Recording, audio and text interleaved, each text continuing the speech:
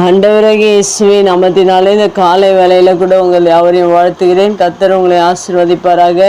இந்த நாளிலே கூட பிலிப்பியர் 4:9 கூட வாசித்து தியானிக்கலாம். நீங்கள் என்னிடத்தில் கற்றும் அடைந்தும் கேட்டும் கண்டும் இருக்கிறவைகள் எவைகளோ அவைகளையே செய்யுங்கள், அப்பொழுது சமாதானத்தின் தேவன் உங்களோடு இருப்பார். மிக அருமையான வேதவசனம்.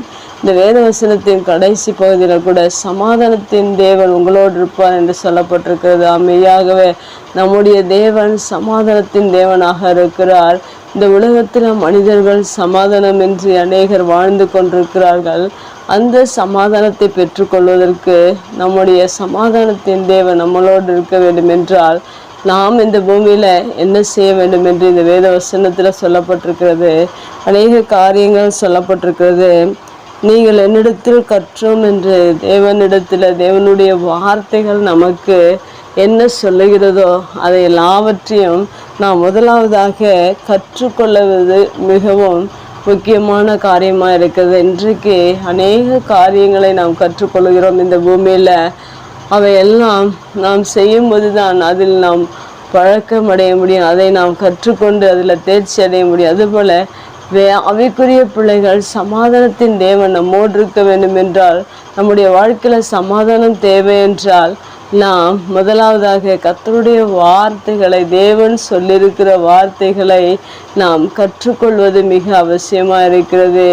பாட புத்தகங்களில் கல்வியில் அநேக காரியங்களை கற்றுக்கொள்ள, உலகத்தில் மற்ற காரியங்கள் அநேகம் கற்றுக்கொள்கிறோம். ஆனால் வேதத்தில் இருக்கிற காரியங்களை ஒரு மனிதன் கற்றுக்கொள்வான் என்றால் தேவன், சமாதானத்தின் தேவன் அவர்களோடு இருந்து அவர்களை நடத்துவார். அவருடைய வாழ்க்கையில் சமாதானத்தை தேவன் கொடுக்கிறவராக இருக்கிறார். அடுத்ததாக சொல்லப்பட்டிருக்கிறது அடைந்தும் என்று சொல்லப்பட்டிருக்கிற. அடைந்தும் என்றால் தேவனிடத்தில் நாம் பெற்றுக்கொண்ட காரியங்கள் அடைந்தோம்.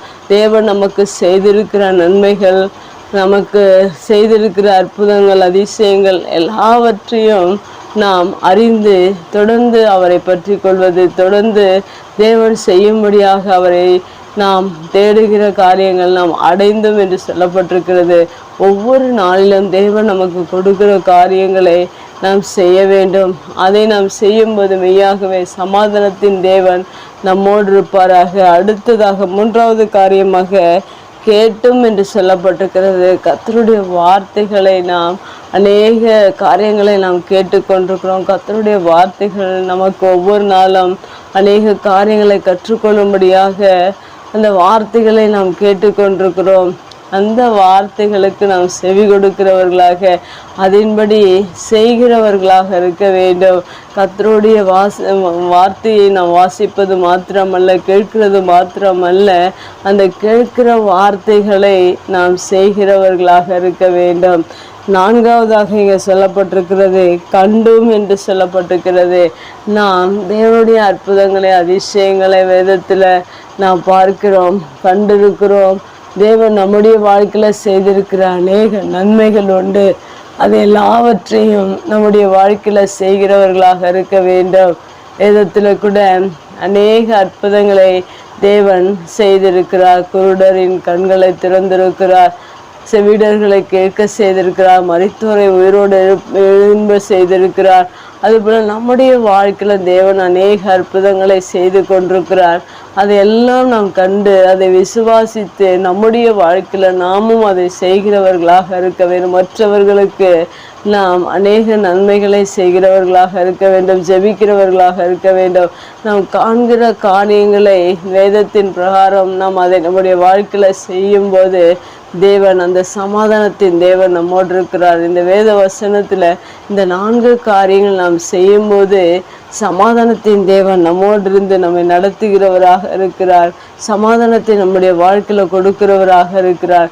அந்த சமாதானத்தின் தேவன் நம்மோடு இருக்கும்படியாக நீங்கள் இந்த வேத வசனம் சொல்லியிருக்கிற பிரகாரம் நீங்கள் எவையெல்லாம் உங்களுடைய வாழ்க்கையில் கண்டும் கேட்டும் இருக்கிற எல்லா காரியங்களையும் உங்களுடைய வாழ்க்கையில் நீங்கள் செய்து பாருங்கள். இன்றைக்கு அநேக காரியங்களை நாம் பார்த்து அதை செய்து கற்றுக்கொள்கிறோம். அதுபோல் ஆவிக்குரிய காரியத்தில் வேத வசனத்தை வாசிக்கிற நீங்கள், கேட்கிற நீங்கள், அதன்படி செய்து உங்கள் ஆவிக்குரிய வாழ்க்கையில் முன்னேற்ற முன்னேற்றத்தையும் சமாதானத்தின் தேவன் உங்களோடு இருந்து உங்களை நடத்தும்படியாகவும் நீங்கள் அதை செய்யுங்கள். தேவன் உங்களோடு இருப்பார். கண்களை முடிச்சு செபிக்கலாங்கள். அன்பு தகப்பனே, இந்த அருமையான வார்த்தைக்காக நன்றி. சமாதானத்தின் தேவன் எங்களோடு இருப்பதற்காக நாங்கள் ஒவ்வொரு நாளும் உடைய வார்த்தைகளை கண்டும் கேட்டும் இருக்கிற எல்லா வார்த்தைகளின்படி நாங்கள் செய்து உடைய ஆசீர்வாதத்தை பெற்றுக்கொள்ள நீர் எங்களுக்கு உதவி செய்வீராக. இயேசுவின் நாமத்தில் ஜெபம் கேளும் நல்ல பிதாவே, ஆமேன்.